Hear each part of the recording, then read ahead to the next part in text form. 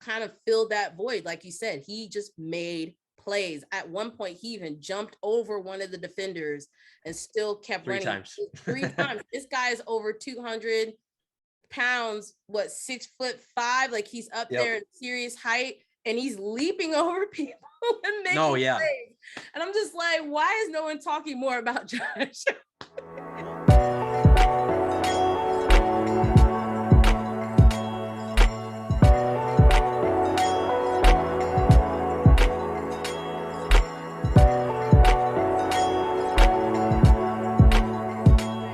Welcome to what is the third summer episode of Not Your Average Cheerleader. And this is I think the first episode for YouTube, of course.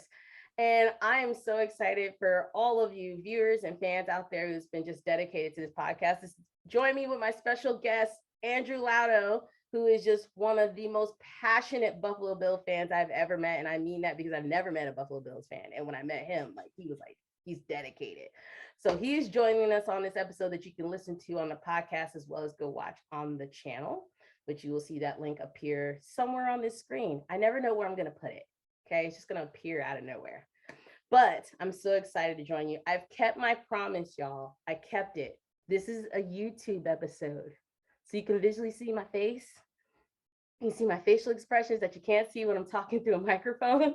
I have my 49ers hat. So y'all just stick with me because I told y'all I'm going to keep my promises this summer. But thank you again. Don't forget to subscribe because I feel like if you are with us like this long, you might as well subscribe. Like you're still here, right? You're still here. Just go ahead and hit that subscribe button. That's going to appear somewhere on the screen. So as you know, I like to start these off because this episode is brought to you by the coffee that's in my cup. I debated about making this. This is my second cup today. But I say this on every episode, unless I'm drinking like tea or being healthy or something like that. But if you're a coffee lover like me and you follow me on Instagram, you know I post coffee every single morning. That is not a test. That is truly who I am.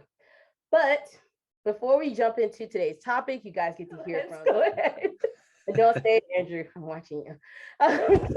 I'm good. My wife has plants too, so I understand. I understand the struggle there. Yes, to keep your plants like completely alive and safe. Let's go ahead and jump in. But first and foremost, I just want to take a moment, silence really. And we're about to talk a lot about the Buffalo Bills. And as you know, just recently, there was a catastrophic, tragic shooting that happened in Buffalo, New York at Tap's grocery store. If I'm not mistaken, it's Tap's or Tips? Tops, yep. Tap's grocery store. And then not even 10 days after that, we had the shooting in Uvalde. At the elementary school, which was also just tremendously tragic. I don't know how you can even host any of these shows and not take a moment to just stop and remember those who fell victim to just this horrendous and heinous crime. Absolutely. If it's all right with you, just want to take just a few seconds of silence for those individuals. Absolutely.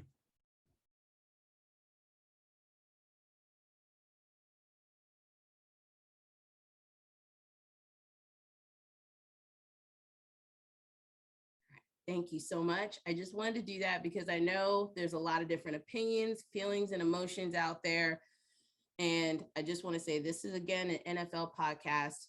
Do I personally major in PhD in public policy? I do. So I took it very personally. I ask myself the same question every time these things happen. What am I doing and what can I do to fight and change it and join that fight? There are a ton of resources available if you want to get involved in policy reform and change. I know people are like, this is not a time to talk about policy reform. I said, the only way we can move forward is we got to start somewhere. And so I really just want us to keep our minds open, keep our hearts open, keep our prayers, sending out, and hopefully keep just fighting for change because we don't want to keep having to do this. We just don't. Yeah. And that's really kind of all I have to say. I don't want to debate. I don't want to get too much into discussion because I don't want to offend anyone out there at all. I just want to take that moment of silence because it was just something that has been just still playing in the news to this. Yes. Yes. And I guess on a positive note with that, the cool thing is that I think it came out on social media either today or yesterday that there was like $1 million raised for the survivors, which is amazing. Like how the community just has come together to support those people who are just going through a horrific time. So, but it's the city of friendly neighbors as many people from Buffalo know. So So glad to see that the friendly neighbors are coming together in a time like this. Yeah, we have each other, and that's what it's going to take to get through this, and that's what it's going to take to fight to make a change. Mm-hmm. Be as loud as you can. Do what's best for you and your community, and what you believe is going to help move this cause in the right direction. So, and moving on to talking about Buffalo Bills, I did some research. As you know, I like to do that here on Not Your Average Cheerleader, and I was looking up the top 10 most loyal fans. I was just like, who out there has, by the way, Dallas Cowboys, which I don't know why. Dallas Cowboys are number one. I don't know how, but they're number one. Yeah. They're number one. Buffalo America's team. America's team. Yeah. Who lost? So yeah, y'all get to see me be savage like in person, and I can be really bad. It's all good. I love it. The Bills fans fell like in the top 10. Y'all were like number 5 or number 6. So you're kind of up there. We've been growing. We've been growing for sure. So tell me a little bit about why did you choose the Buffalo Bills? All the teams in the NFL, you chose the Buffalo Bills. Besides the fact that, you know, if you're from there, what's the reason why you chose the Buffalo Bills? Obviously, the main reason is I'm a Buffalonian at heart. I mean, it's kind of, I've been living in Virginia for the past 10 years, but I grew up in Buffalo, and to see the dedication and the loyalty to the fans that the fans have to the team, I should say, is just second to none. I mean, what really tests a fan, and this is really what helped me become such a loyal fan, was to see how the fans stick with their team through the sucky years. I mean, we went decades. I mean, we've been really good for the past couple of seasons. And so, but obviously we went decades with ever since like the early 90s during the Jim Kelly era, when we went to 4 Super Bowls, and that's another topic. But just seeing us go through all that heartache and go through all that struggle of not winning anything and just being the bottom of the heap to now rising out of the ashes now, it's just so cool to see that the level of dedication stayed the same. And I know that's what happened with me. I love repping these colors, and I love just seeing, I mean, literally the Bills Mafia is like none other. I mean, they're out there tailgating at literally, if the game starts at 1, they're out there at like 7 a.m. in the parking lot, grilling and drinking and just already like just out there having a good time. And then they continue on during when the game happens. So it's crazy. I bet it's a vibe. You know, I've been to tailgates for like school, like, you know, Hampton University. But I've never been to like an NFL tailgate. I've never got to experience that kind of energy vibe. I walked through it when I went to the Falcons game, and those fans are pretty loyal too as well, even if it's heartbroken as it's gone through for them to lose as many times as they have. But they stayed loyal. I know, because my team went through a very terrible phase where we were just terrible. Just describe it worse than that. And God help me, flopping the ball and can't throw, can't do nothing. That's not shade at Jimmy G. That's just me being, I'm open and honest. Anybody knows, I'm just going to be straightforward. And of course, accuracy is important, and we just still don't have it. So we're going to see what that looks like, but I've been there. I'm a loyal fan. So I feel you. Yes. And I feel the Dallas Cowboys fans. My sister, shout out to her, is a just diehard Dallas Cowboys fan. And we're not even from there. So I forgot her story and how she even became, maybe I'll have it next time on the next episode for you all, how my sister became a Dallas Cowboys fan. I have a buddy, a really good friend of mine who's a big Dallas Cowboys fan. And we've grown a really good friendship over the game of football. And it's just, it's cool to see how people of different fan bases, even if you don't like the other team, can at least have a mutual respect for the game, which is, my grandfather always taught me to be a fan of the sport before you're a fan of a particular team, because you get to like respect one another and appreciate the game as a whole better, you know? Yeah. You know who you remind me of? So there's this guy, forgive me, y'all know I don't know names. That's why I make up nicknames. But he is one of the hosts of Good Morning Football. And I think you know where I'm going. He's like, I think he actually at the NFL draft introduced who the Bills were picking. Yeah. You remind me, because he just goes so hard. Like, dude. I mean, for him not to wear any jerseys, there's no way you're not gonna know he's not a Buffalo Bills fan. There's just no way. I'm trying to remember his name, and I'm one of those people where I'll literally go, listen, I'll look it up. I don't care. Like, good morning. I'm on my phone. Football. Here we go. Let me see. I'm gonna get that was the most epic Kyle draft Brandt. pick. Yes, Kyle Brandt. Yes, Kyle Brandt. he had a chicken wing in his pocket for like 3 days. For 3 days, and he took a bite out of it. And he took a bite out of it. I mean, that's loyalty right there. That's loyalty. I mean, that's kind of gross. There wasn't any lint on it, but like, oh my gosh, that's loyalty. I can't do it. Like, that's love, man. I don't know. Listen, that shows you, like I said, you doesn't have to have any kind of nail in your arm whatsoever for you to figure out. You're gonna figure out halfway through that conversation he's a Bills fan, like die hard. I've introduced the Bills. I've announced the Bills. I've talked about them during the playoffs. Like, so you kind of remind me a little bit of him, but a laid back version. And I love it because you're subtle with it. You'll like DM Not Your Average Cheerleader, by the way. Yes, by the way. Go Bills. Go Bills. Like, that's exactly what he does. I'm not kidding. So, you know, you look at Josh Allen, who's the quarterback of the Buffalo Bills, just the transcendent performance he's had over the last few years, at least from me watching from where I first heard his name to now knowing like his name. There's no way you don't know who Josh Allen is. But I think that that's also in accordance with them picking up Stefon Diggs and this guy coming in and just making crazy catches we never thought one could make. And signing just a tremendous 4-year deal, $96 million, $21 million signing bonus. Yes, I went and looked it up. I just needed to know why he's just so happy right now, living his best life on IG.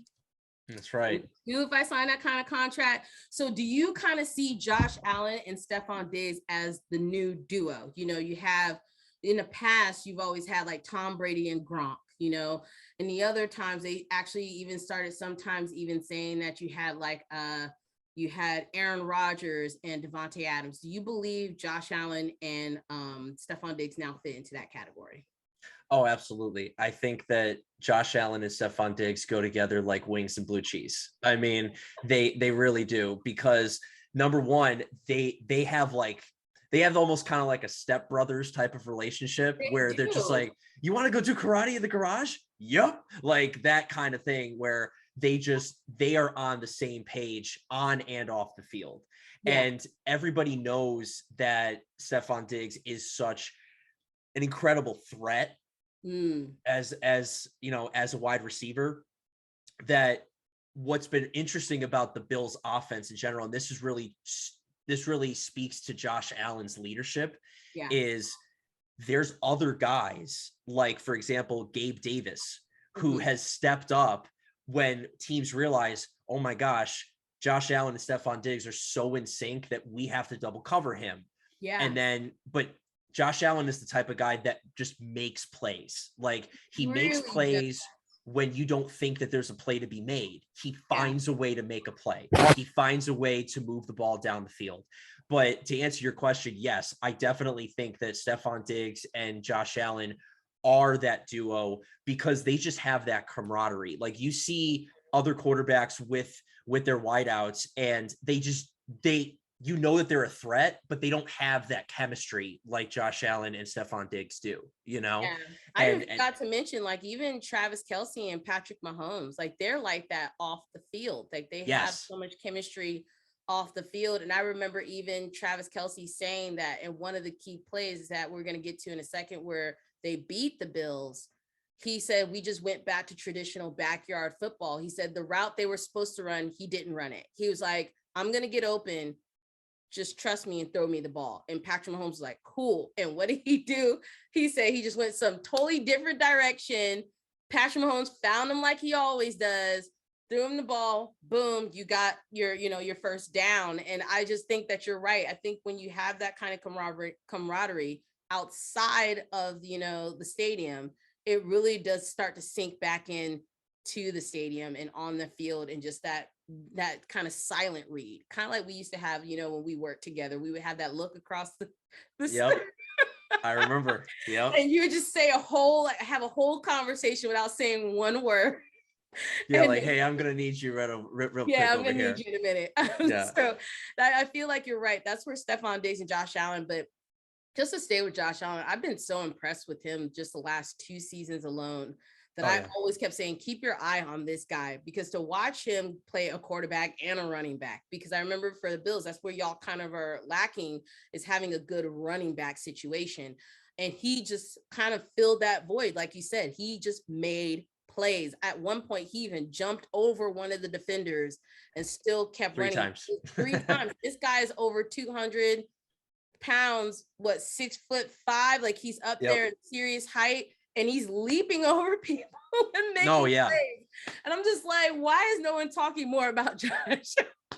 Well, that's the thing, is that especially whether you're a Bills fan or not, but especially us Bills fans, like we're sitting back here going, like we watch like the football media and like a lot of the talk shows and all this type of stuff.